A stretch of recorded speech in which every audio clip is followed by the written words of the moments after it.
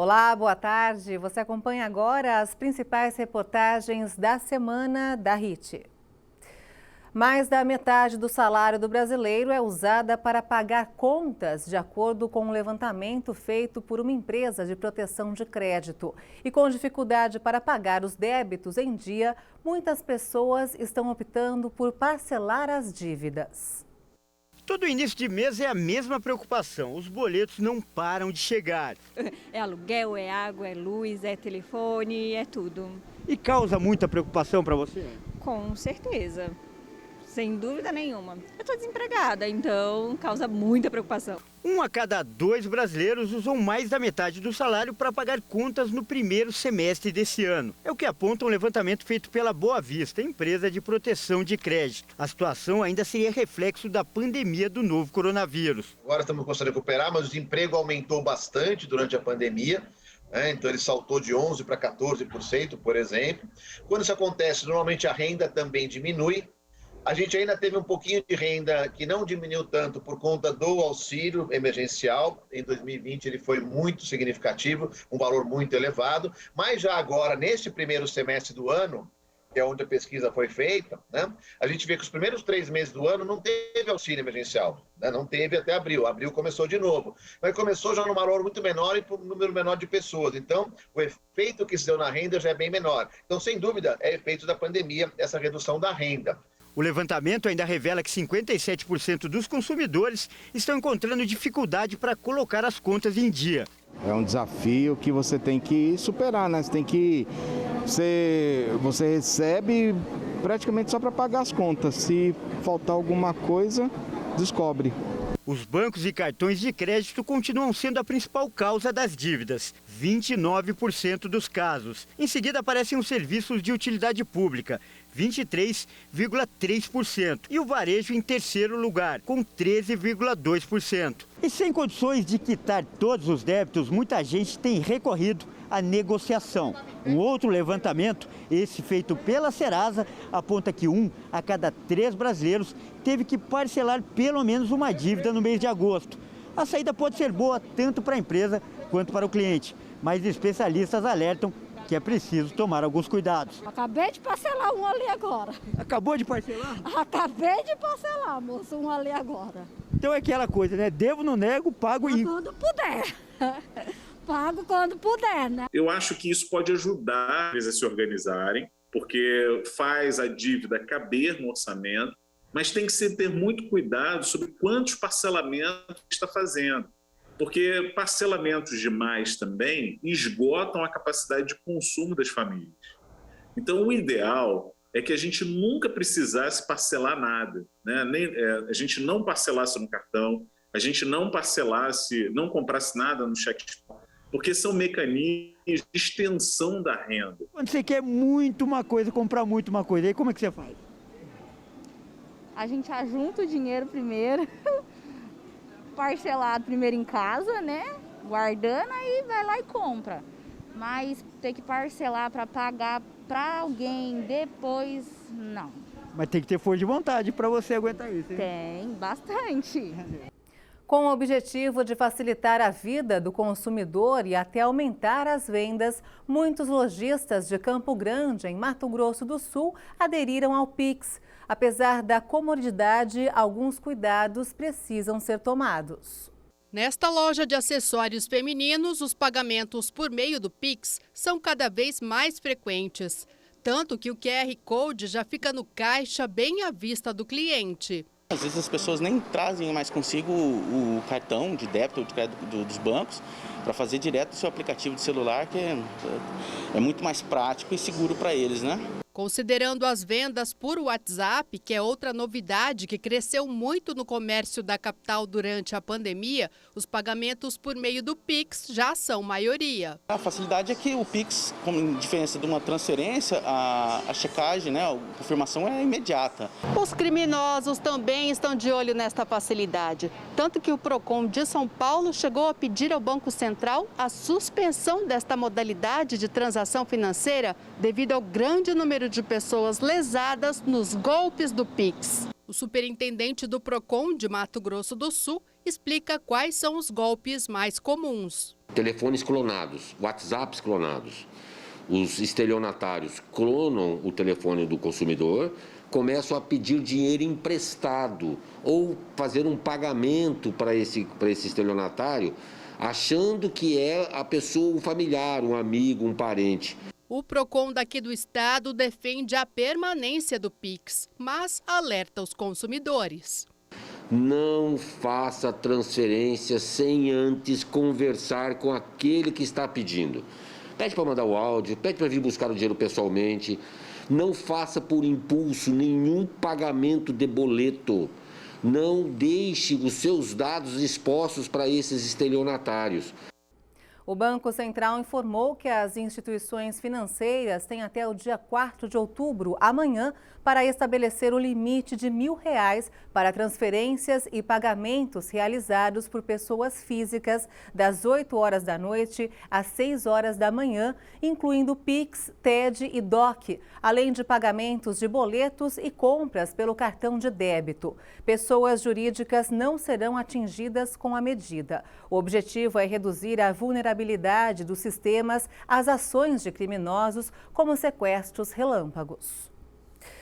Na semana que se comemorou 1000 dias do governo Bolsonaro, o presidente lançou uma nova linha de crédito para os clientes da Caixa. São empréstimos de R$300 a R$1.000 que podem ser solicitados direto no celular.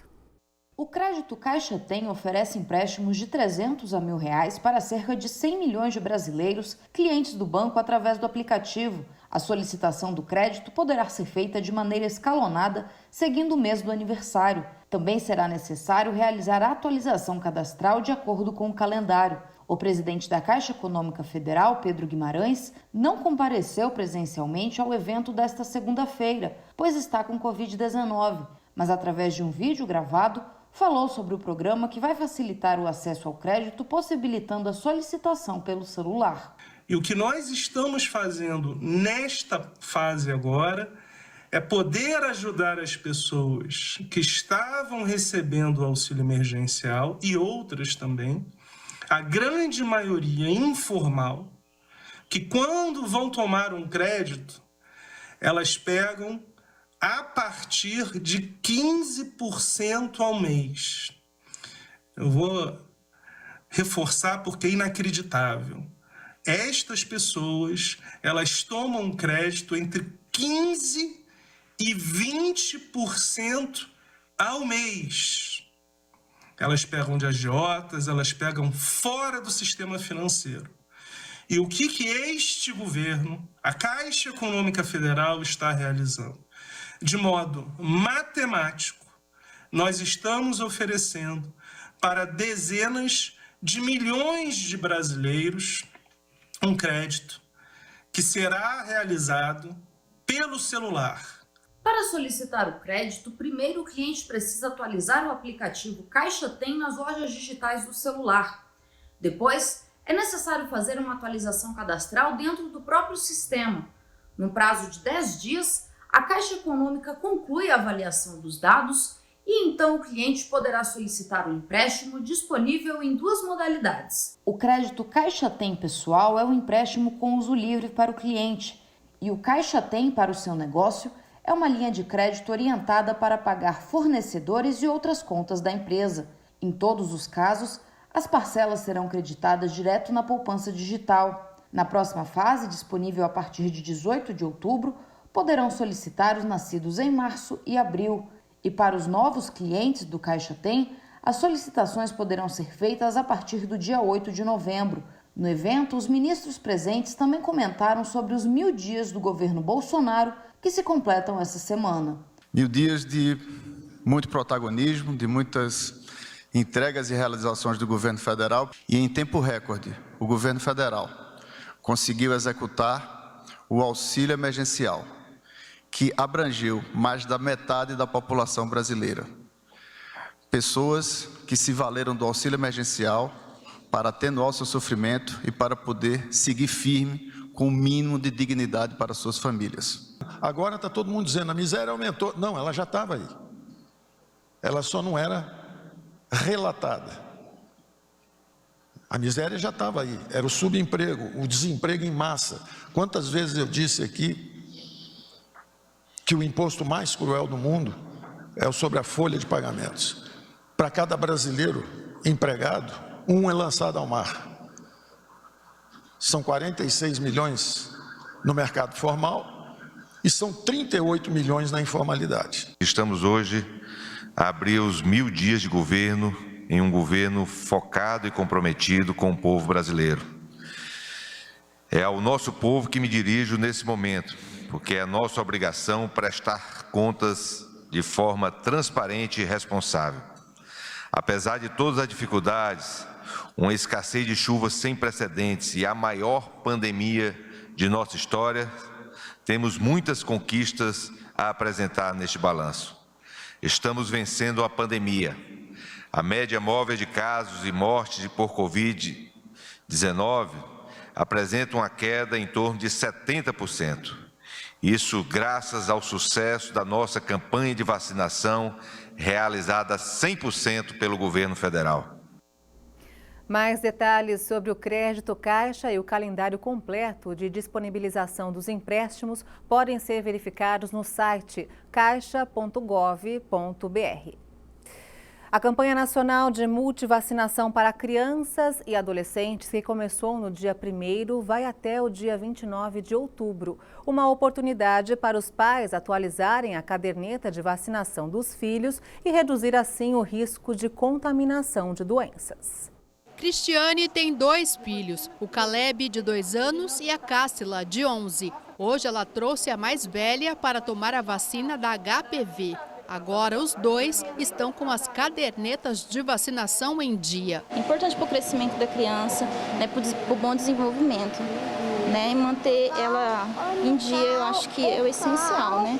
Eu sei que a correria, né, do dia a dia é muito, mas assim, é bom guardar um tempinho, né, para ir dar uma revisada. Muitos pais estão deixando de levar os filhos para vacinar. A baixa cobertura é uma situação que vem se arrastando há anos e piorou com a pandemia. Durante o mês de outubro, será realizada uma mobilização nacional para atualizar a caderneta de vacinação das crianças e adolescentes menores de 15 anos. Todos os 79 municípios do estado já foram abastecidos com as 18 vacinas disponíveis no Programa Nacional de Imunizações. Dia 1º de outubro até o dia 29 de outubro. Otimizar esse acesso para toda a população que esteja com a caderneta atrasada ou incompleta e reduzir os riscos de introdução de outras doenças e melhorar com isso a cobertura vacinal de algumas patologias que a gente, infelizmente, ainda tem pessoas que não procuraram os pontos de vacinação. Para atender aquelas famílias que trabalham durante a semana e não têm condições de levar os filhos para vacinar, aos sábados, em 20 unidades de saúde da capital, tem vacina o dia todo. Quando a gente iniciou a campanha de vacinação da Covid, a gente reservou o período da manhã. Durante a semana, as pessoas têm as 72 unidades vacinando a vacina de rotina da criança e do adolescente. Aos sábados, agora a gente, com a redução um pouco do número de pessoas que estão procurando pela Covid, por conta do aumento da vacinação que a gente já teve na nossa população, a gente está colocando também 20 unidades de saúde disponíveis todo sábado. O dia D da campanha será no dia 2 de outubro, mas não precisa esperar. Faça como a Cristiane, garanta o quanto antes doses de saúde para o seu bem mais precioso. Não tem risco nenhum você levar seu filho até uma unidade de saúde, tomando todas as medidas de prevenção em relação à Covid. É muito mais arriscado deixá-lo com ele com a caderneta vacinal em atraso, porque o risco de introdução realmente de doenças que já são erradicadas, como sarampo, poliomielite, pode voltar a acontecer. Mais conectividade e tecnologia de ponta serão disponibilizadas com a chegada do 5G no Brasil. O maior leilão de radiofrequência do país será realizado em novembro e foi anunciado pela Anatel. O leilão foi marcado para o dia 4 de novembro. Segundo o presidente da Anatel, Leonardo Moraes, são 4 objetos licitados em um único edital. A previsão é que a publicação seja feita na próxima segunda-feira. O valor ficou em aproximadamente 50 bilhões de reais, mas a maior parte desse recurso deverá ser usado em investimentos pela empresa vencedora nas redes e outros serviços, o que demonstra o caráter social do processo, conforme explica o ministro das Comunicações, Fábio Faria. Nós temos hoje no Brasil 40 milhões de pessoas que não têm internet, porque nós tivemos o FUST durante muitos anos, que não foi utilizado para o setor de telecom. São 23 bilhões de reais do FUST que era para ser investido no setor, e até hoje só se viu para superávit primário, voltou para a União sem recursos, não, e por isso que hoje nós sofremos com falta de conectividade no Brasil. E por isso que nós conseguimos, com o presidente Bolsonaro, com o ministro Paulo Guedes, fazer um leilão não arrecadatório, onde basicamente quase que mais de 80% desse leilão, 90% desse leilão será em investimentos. Então, o social estará 100% presente nesse leilão. E esse edital é, sem dúvida, uma oportunidade singular de fazer valer políticas públicas. E esse processo de direito de uso, de outorga de direito de uso de radiofrequência, ele não apenas se destaca por ser o maior e mais diversificado edital da história da agência, mas ele se destaca também porque foi superado um viés predominantemente arrecadatório, por um viés ou por uma direção que prestigia compromissos de investimento como contrapartida pelo direito de uso da faixa. Entre os investimentos previstos, a expansão da rede 4G em locais que ainda não têm internet, a conectividade de escolas e a migração da tecnologia das antenas parabólicas. 2,3 bilhão de reais aproximadamente serão destinados para a migração das chamadas parabólicas ou sistemas TVRAs da banda C, que é adjacente à banda de 3,5 GHz, para uma outra banda, banda KU. E nós vamos distribuir para as famílias do Cadastro Único um kit de recepção para que elas não fiquem sem o sinal de televisão aberto e gratuito para aquelas famílias que dependem da parabólica para ter acesso à televisão livre, aberta e gratuita. Nesse sentido, serão distribuídos kits conversores e todas as famílias, a partir dessa migração, também terão a possibilidade de assistir a televisão aberta com um sinal muito melhor em termos de qualidade de imagem. O edital do 5G é considerado o maior leilão de radiofrequência da história do Brasil e dará maior conectividade, além de novas possibilidades, através de tecnologias inovadoras para diversos segmentos, como indústria, saúde e educação. Nós temos hoje no Brasil 85 mil escolas, da onde 6.900 não têm internet. Então, nós iremos levar a internet para essas que não têm, das escolas urbanas. 72 mil escolas das 85 receberão o 5G standalone. E as outras 13 mil, elas funcionarão ou com o 5G não standalone ou com o 4G. Então, nós teremos uma melhora muito grande nas escolas, onde conectaremos todas e 80% delas com 5G standalone. Com esse aumento de mais 1.000 localidades, que a Anatel fez, essa conta final, nós abrangeremos todas as localidades, inclusive as rurais.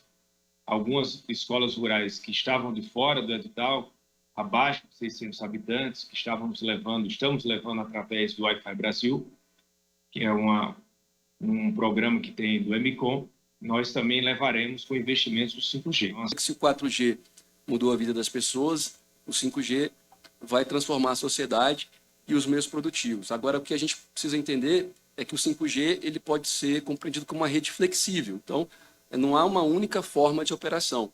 Agora, num dos seus principais aspectos, o 5G ele permite uma capacidade de transmissão que viabiliza uma maior vazão de dados. Então, a nossa percepção daquilo que é instantâneo vai acabar ganhando uma nova dimensão.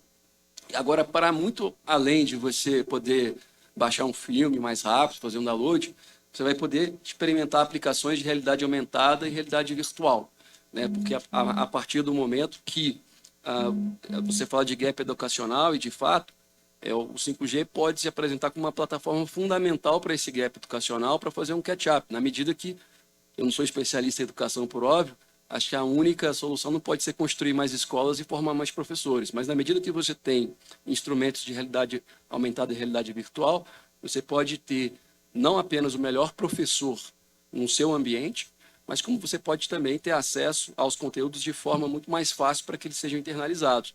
E você vai ver ainda nesta edição, o mercado de trabalho brasileiro deve manter a rotina e abrir quase 600 mil vagas temporárias no final de ano.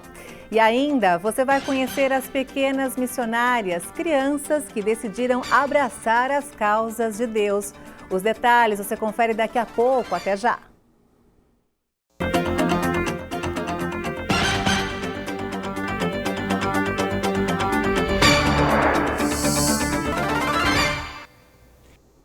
A proposta para liberar a venda de carros de passeio movidos a diesel no Brasil virou polêmica no setor automotivo. A ideia faz parte de uma emenda parlamentar.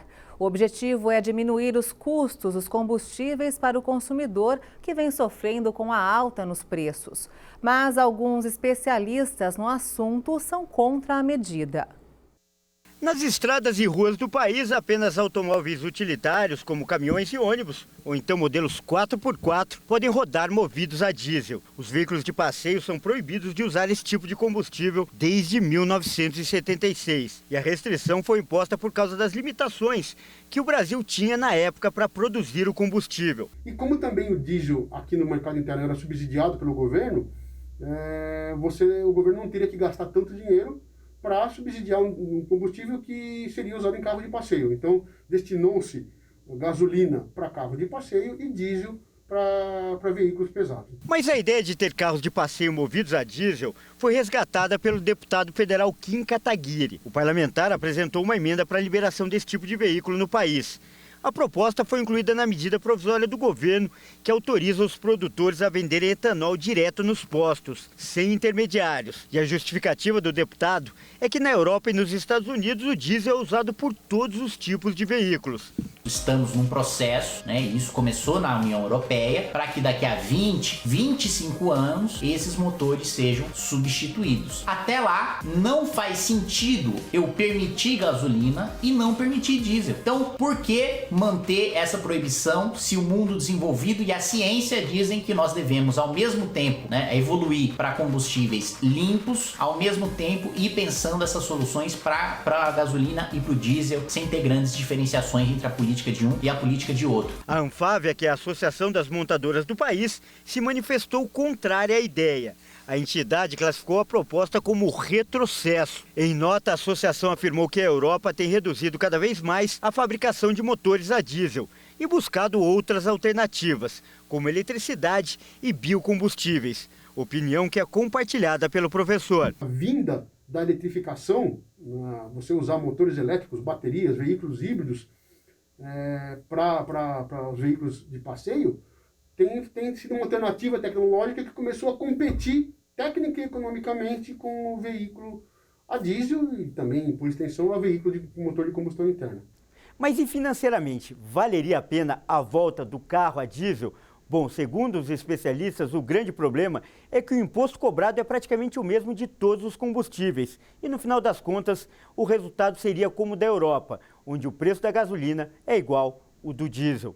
Vai depender muito do tipo de uso. Então, se você fosse um motorista de táxi que rodasse muitos e muitos e muitos quilômetros por dia, talvez pode ser que esse cenário fosse mais vantajoso. Se fosse um veículo que vai ficar pouco tempo andando, talvez não fosse economicamente viável. E encher o tanque de gasolina ficou R$ 80 mais caro em 2021. E isso está pesando, principalmente no bolso de quem trabalha com transporte. É o caso do transporte escolar. Marcelo tem uma Kombi e trabalha em linhas escolares. Ele comenta que antes da pandemia transportava 43 crianças em todos os turnos. Cobrava R$ 220 por cada uma e gastava R$ 100 por semana com combustível. Agora transporta apenas 10 crianças, cobra menos, R$ 200 cada e ainda gasta 50% a mais com gasolina, R$ 150 por semana. Está sendo praticamente inviável você conseguir encher o tanque, por causa que você roda pouco, com bastante pouco mesmo, com um tanque e com um valor bastante alto para você conseguir encher o tanque. Você não vai conseguir rodar devido ao preço da gasolina. Com as contas de casa atrasadas, o trabalhador explica que por conta da alta da gasolina, pretende rejeitar clientes que moram mais longe. Porque se você estender, você vai ficar sem condições de atender o pai até o final do mês. Porque o preço da gasolina está muito alto. E se eu for passar para os pais, eles não vão querer repassar esse valor para mim. O jeito é seguir viagem. Afinal, o trabalhador tem que pagar as contas de casa. De acordo com a ANP, a gasolina subiu só neste ano no Brasil 35%. Ainda conforme a Agência Nacional de Petróleo, o preço médio da gasolina no país é de R$ 6,059. No fim do ano passado, era em torno de R$ 4,48. Ou seja, em dezembro de 2020, para encher um tanque de 50 litros, se gastava R$ 224,15. Agora, R$ 302,95. Quase R$ 80 de aumento só em 2021. O maior preço do Brasil foi encontrado em Bagé, no Rio Grande do Sul, R$ 7,185 por litro. O menor em Garanhuns, em Pernambuco, e Mogi-mirim, em São Paulo, R$ 5,15. Em Campo Grande, os preços estão no meio, perto dos R$ 6. E o pior, a alternativa, o etanol, teve ainda mais aumento. Subiu em média 46,4% neste ano e não compensa em nenhuma parte do país. Com a política de preço atrelada ao dólar, há que se pedir para uma melhoria no preço da gasolina, para que todos sejam beneficiados. Roda o Uber, roda o pai também que tem um carro, todos nós rodam. Então, o preço da gasolina está muito alto para nós. Está pesando muito no nosso orçamento, principalmente para nós profissionais. O mercado de trabalho brasileiro deverá manter a rotina e abrir quase 600 mil vagas temporárias no final de ano. Uma boa perspectiva que fica bem melhor para quem depois consegue um registro definitivo em carteira. A notícia era esperada há muito tempo. O último trimestre de 2021 promete uma disparada de empregos temporários. Dia das Crianças, Black Friday, Natal, Ano Novo. As próximas datas comemorativas já começam a aquecer o mercado. Segundo a Acertem, a Associação Brasileira do Trabalho Temporário, a expectativa é de abertura de aproximadamente 565 mil vagas temporárias entre os meses de outubro e dezembro, um crescimento de pelo menos 20% em comparação ao mesmo período do ano passado. Ainda temos um cenário de incertezas, né, em função do desconhecido, mas com certeza estamos mais animados, né, os empresários estão sim, acreditando numa retomada. A retomada chega com o avanço da vacinação contra a Covid-19 e a flexibilização de restrições por todo o país. E mesmo com cautela, as empresas precisam contratar para atender à demanda que vem por aí. E a saída são as vagas temporárias, preenchidas de forma rápida e dentro da formalidade. E o empresário não precisa ter aquela preocupação de ter que manter a pessoa se a tarefa não permanece. Então dá uma certa tranquilidade aí de ter a pessoa durante o período que ela precisa da pessoa. Nesse tipo de contrato, os direitos do trabalhador são assegurados. 13º salário, férias, fundo de garantia. Tudo proporcional ao tempo trabalhado. Ele tem todos os direitos que um trabalhador efetivo tem, exceção para aviso prévio, porque é justamente o contrato regulamentado pela Lei 6.019, então não cabe aviso prévio, e não tem direito a multas. A previsão da Associação Brasileira do Trabalho Temporário é que mais da metade das vagas sejam abertas pela indústria, 25% pelo setor de serviços e o restante pelo comércio. Para quem busca uma oportunidade, o caminho é um só. É preciso se cadastrar em agências especializadas em mão de obra temporária. E muito além do currículo, outros atributos são avaliados. Postura, maneira de falar, se a pessoa é uma pessoa concentrada e focada naquilo que ele está querendo. Em muitos casos, a experiência não é exigida, porque antes de iniciar o trabalho, algumas agências treinam a pessoa contratada. Nós vamos prepará-la para ela fazer esse atendimento para o cliente dentro dessas lojas. E as chances são grandes. Segundo o levantamento da Acertem, 22% dos temporários são efetivados e você pode ser um deles. Se está em busca de recolocação profissional, é hora de atualizar o currículo e ir à luta. Muita gente de Campo Grande, até de outras cidades de Mato Grosso do Sul, conhece o Tomás Lanches. A trajetória do libanês que fundou a lanchonete, que se tornou uma espécie de patrimônio da cidade, agora virou livro. Vamos ver. Se você quer entender história, você deve observar cuidadosamente os retratos. A frase é do historiador italiano Giovanni Morelli. Estas fotos em uma lanchonete no centro de Campo Grande retratam a saga de uma família. Tudo começou com seu Tomás, que chegou a Campo Grande em 1934, vindo do Líbano. Aqui cresceu, entrou no ramo do comércio e em 1978 inaugurou o Tomás Lanches. O lanche aqui é sinônimo de esfirra, viu? E a lanchonete sempre teve um diferencial. O consumidor é quem avisa no caixa o que consumiu. Eu acho que eles estão demonstrando uma coisa bem legal que está se faltando hoje em dia, né? A história do Tomás daria um livro, né? E deu. Tá aqui, ó. São quase 100 páginas que contam a história dele e da família no comércio de Campo Grande. O livro foi escrito pelas pesquisadoras Mayra e Elaine. A ideia surgiu durante um trabalho que fizeram na pós-graduação de doutorado em desenvolvimento local. A gente começou a fazer essa pesquisa naquele momento que eu comecei a entrevistar as pessoas que estavam aqui comendo da esfirra. Eu falei, meu Deus do céu, tem algo diferente aqui. E eu me apaixonei e logo depois a gente foi aprofundando os estudos. A gente vê aí um exemplo de gestão familiar passado de geração em geração, do ponto de vista aqui da nossa sociedade econômica. Hoje os filhos do seu Tomás estão à frente do negócio, que produz cerca de 6.000 esfirras por dia. Eles ficaram muito felizes com o livro. Coroar ou premiar, né? Na verdade foi um presente que a gente recebeu, né? Para contar um pouco dessa história, dessa trajetória do meu pai, desde a chegada, né, e dele aqui em Campo Grande. O seu Tomás está com 96 anos, fica em casa.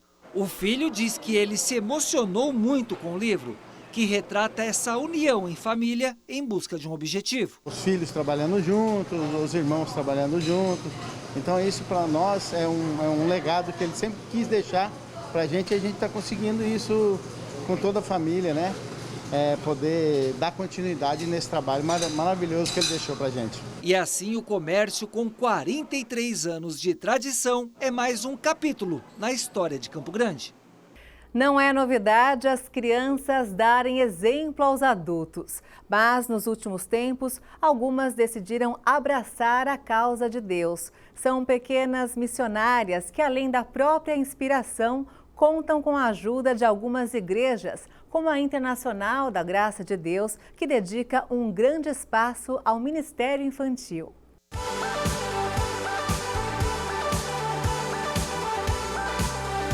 Neste século XXI, é no celular que está a distração de muitas crianças. Entre jogos e vídeos, uma geração cada vez mais conectada com tecnologia.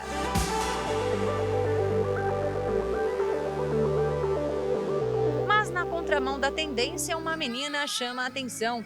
Desde pequena, Vitória usa o tempo de uma forma bem diferente. Ei, você sabia que se você adorar o Senhor Jesus, Ele vai abençoar você? Vitória Santos de Deus é o nome da menina que leva a palavra para as ruas de São Paulo e outras partes do país. E não é de agora, não. Vitória começou bem cedo. Esse Deus se faz presente a todo momento, em qualquer hora.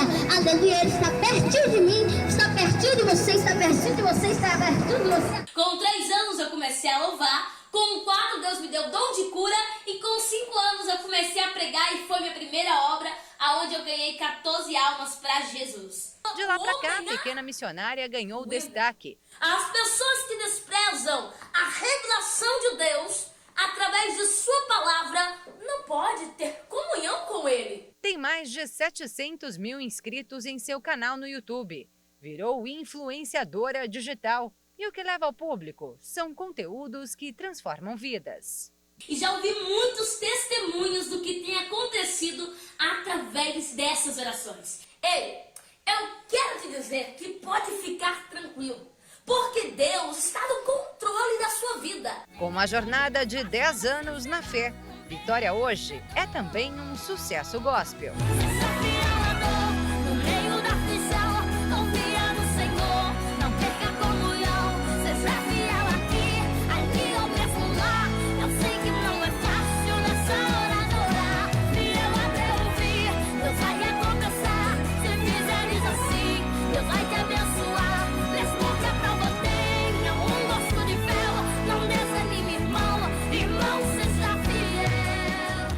Vitória foi criada na igreja, por isso que ela seguiu este caminho, né?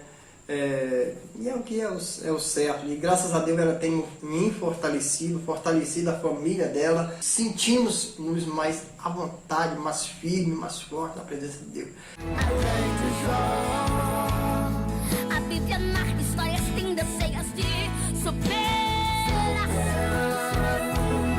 De gente humilde e desprezado que se torna campeão. Mesmo não tendo sem nome, vira até um governador. A Rebeca segue o mesmo caminho. Entre as atividades disponíveis no celular e outras brincadeiras de criança, a preferência dela é esta aqui. Eu prefiro evangelizar. No ano passado, a menina de 10 anos passou por uma experiência inesquecível. A gente foi numa praça e encontrou com uma pessoa e a gente perguntou, né, se essa pessoa queria um presente. O presente era um material com a palavra de Deus. Foi um dia muito gratificante nesse dia, porque esse rapaz, inclusive, você lembra que ele mostrou que ele estava com os braços todos cortados, né?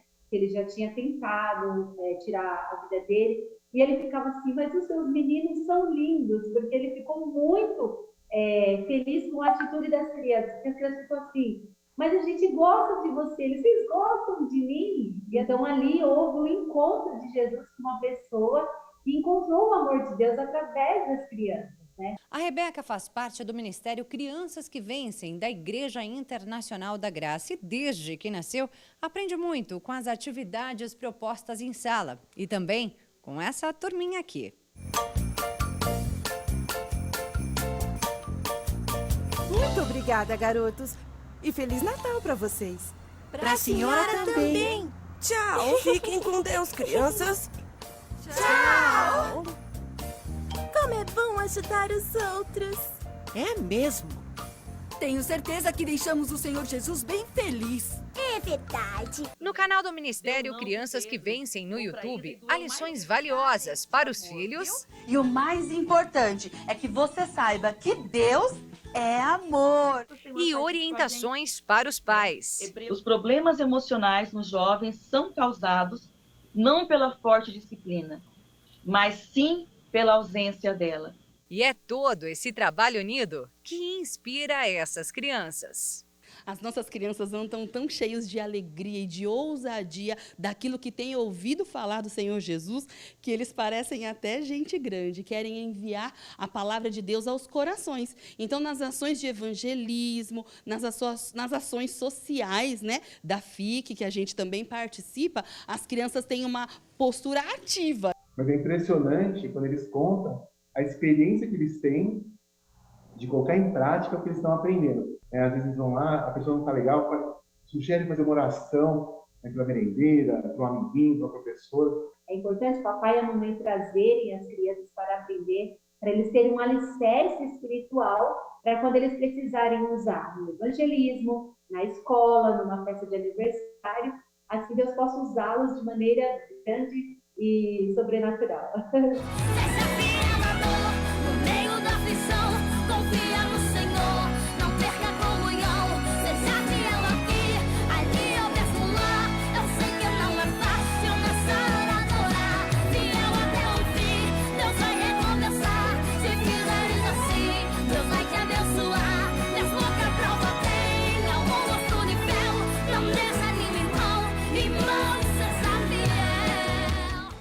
E essa edição termina aqui. Você acompanha outras informações durante a nossa programação.